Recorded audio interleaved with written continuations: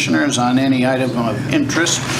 We ask you to limit your comments to no more than 5 minutes, and commissioners may or may not respond.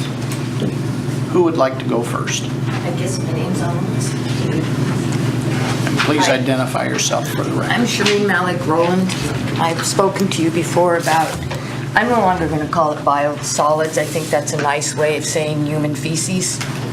So I'm no longer going to call it that.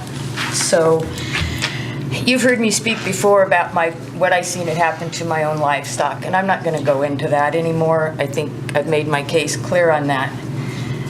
What I am kind of angry about and upset is that I have to be here again. I had to take time off work again to come and speak to something that I feel wasn't Kayleen and Alan's job to find out. But thank God almost that bus almost got hit by a sewage truck, or we wouldn't have even been here.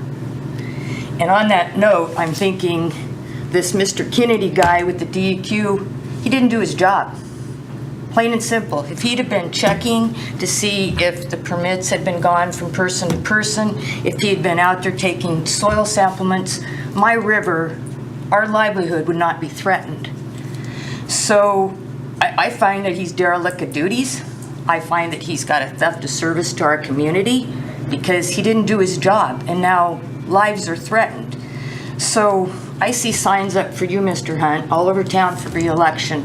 So my question is to you, what do you see the vision for your country, for your grandkids, for our future in the water? Where do you stand, and what has this committee done to address these issues? Is it just people going out of their, I mean, I'm with Kayleen and Alan. I have a farm too. I have a full-time job. I left my full-time job today, punched out of work, to come here and ask questions. Their farm work has been pushed to the side as they do basically Mr. Kennedy's job and your guys' job. So my question is, what do you guys see as part of your,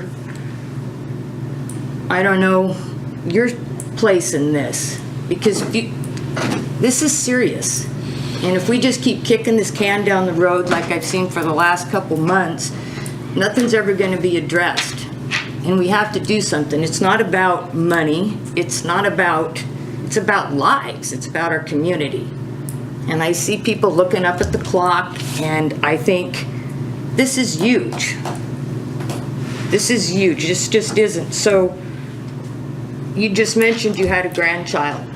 You have a couple grandchild. What do you see the future for your grandchild and the future of our rivers? Because so far I don't see anything happening in the months that I've seen this go on, except Kayleen and Alan and a lot of people doing a lot of research that should have been done in the first place. So I'm going to step in the middle of this and look at Wayne. We've done a lot. We've done more than any state, county can. We're prevented to be in this by the federal government. Okay. We can't do it, what you want to do. I'll let Wayne address it, but if What do you mean I don't know you anybody can't? that's ever done as much as this board has done to try to fix the problem. And So can we stop it? Wayne, I'll let Wayne answer that. He's the lawyer who's the expert on it. We're trying. We are. And obviously the issue that we've talked about here is the relationship between federal law, state law, and local law. And what everybody's trying to do here is focus on the fact that we need some authority in order to move forward with this on a local level. And it's been hard for me to explain to people because this is a legal argument that you have to make here. But by law, we are preempted from regulating in this area. So what are we trying to do? We're trying to change the law.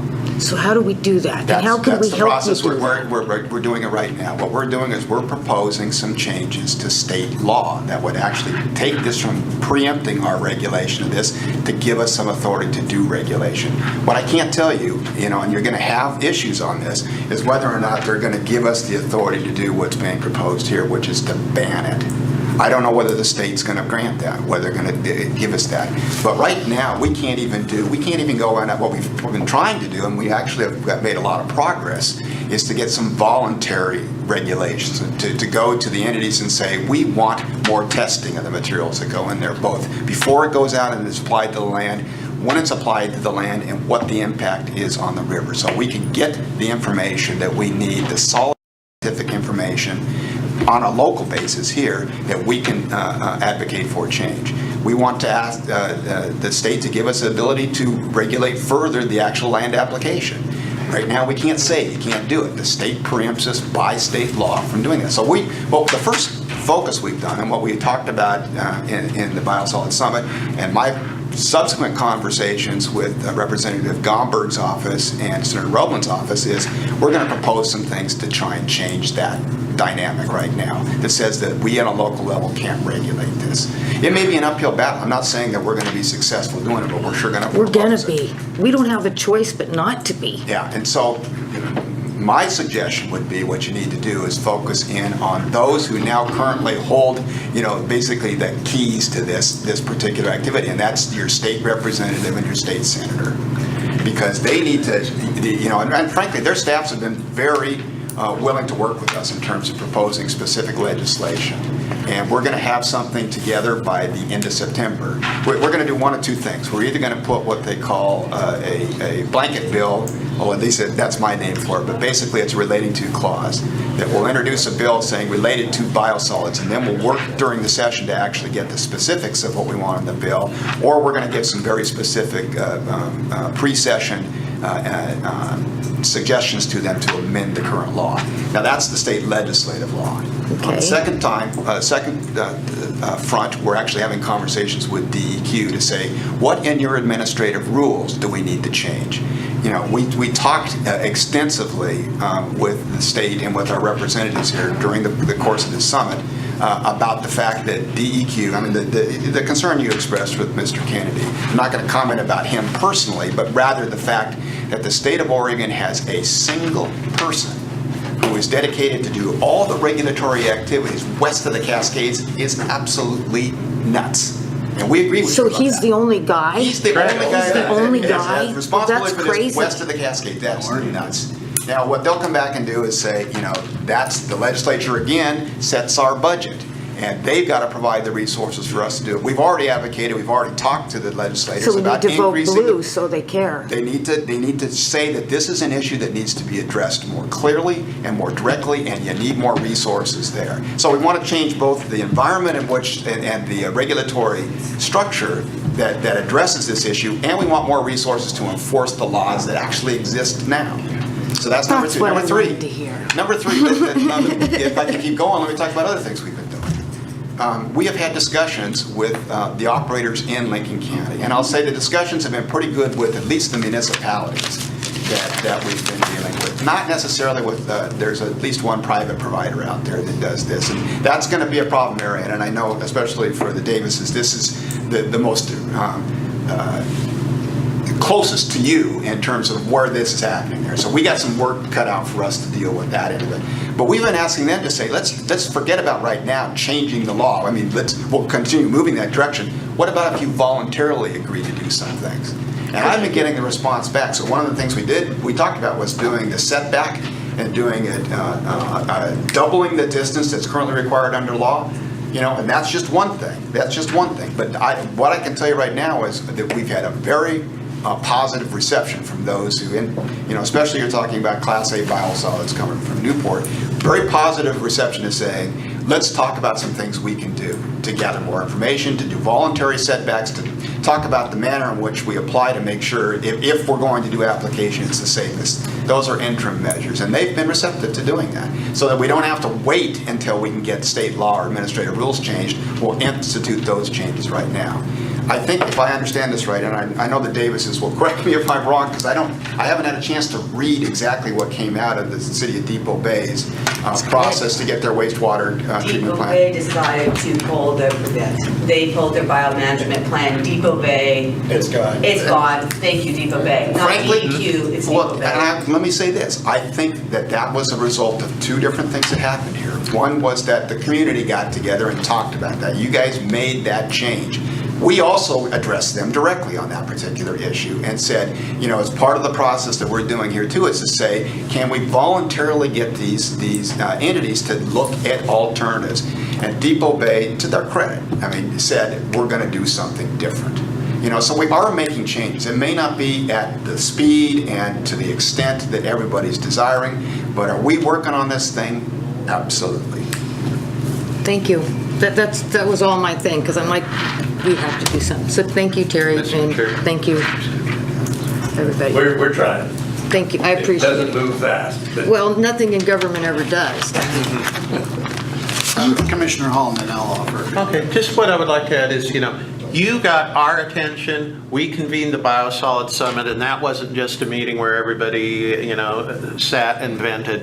That has gotten everybody's attention. DEQ and the other folks in Salem, thanks to not only that event, but like the letter from the Confederated Tribes of Slet's Tribal Council, the people in Salem know that there is deep community concern about this.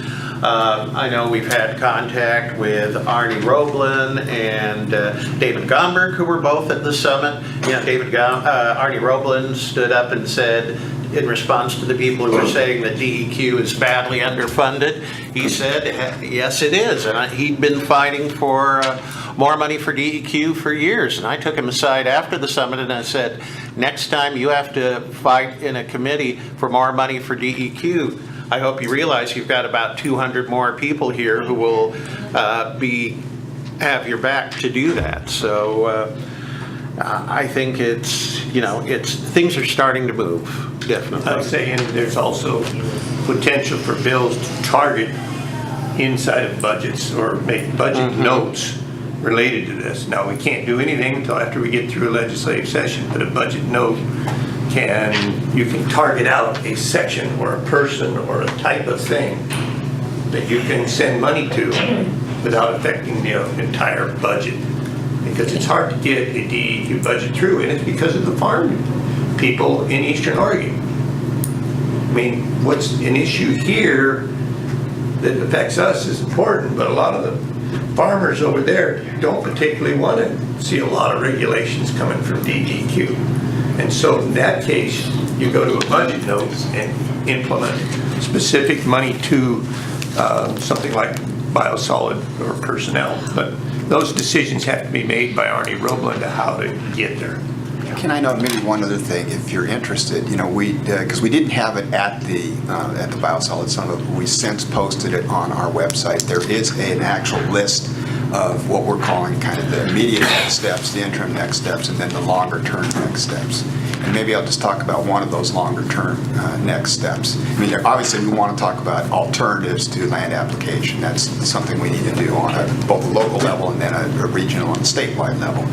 But I think there was it was very compelling, the information you provided to us on the quality of the river, not just from biosolids, but what is it that's causing issues out at the river there. And it was actually heartening to hear that the Oregon Health Authority may have some money that they'll make available for some additional comprehensive, science-based testing. And we've got a great resource in the tribal biologist who is willing to lead that effort to talk about how do we do necessary testing so we get a better understanding about the whole watershed in the ecosystem there, what's causing the issues in that particular area. And so we're looking to also access some money there. I know the tribe is committed to doing some funding for that, as is the county, to do that, to actually get that understanding of what's causing the degradation in the quality of the water in the watershed. Second thing is we still are moving forward with our well testing pilot project we're going to do too. So that we're going to identify some funds and have that available out here and put together something that we can do some testing on wells. My understanding that's a joint project, our Public Health Division and Lincoln Soil and Water Conservation District. Will work with us. And we'll put some money towards that too. It's good to hear. Thank you. I appreciate it. I'll just say, as I said at the beginning of the Biosolids Summit, to me, this isn't a biosolids issue, it's a water issue. And I'm committed to cleaning up the water, making sure that my children, your children, our grandchildren have clean water. Do I wish we could do more quickly? Absolutely. If we could do more quickly, would we? Yes.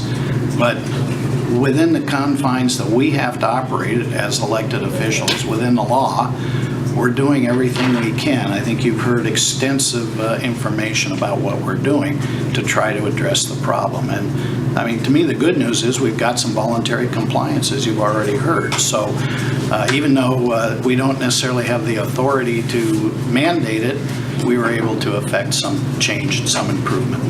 So I we're working appreciate it on it. very much. Thank you for your time. Thank you. I'm going back Appreciate to your work. being able to be here. Take care. All right. Anyone else? Well, I'm sure there's, I didn't even put myself on. I'm sure you'll pull the clock out since I'm up here now, Doug. So, first I had to off, clock out before, too. Everyone that comes before gets oh the yeah, I clock. know, that was a nice 5-minute jaunt. So I appreciate the fact that you're now asking if there's a conflict of interest first before voting on zoning issues. That's something that's never happened in this office. Wayne, I'm wondering When it's why it appropriate. is that you haven't called out the Association of Oregon Counties, Mr. Rob Bovet, and all of his legal mind on this issue.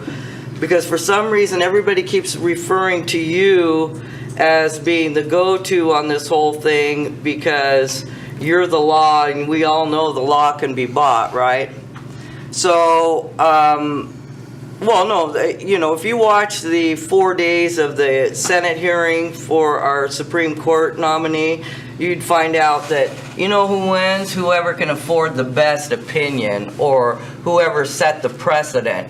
And so you're now telling everybody that federal law and all these override our county law, but yet you use county law to overrule state law. It just depends on which argument you want.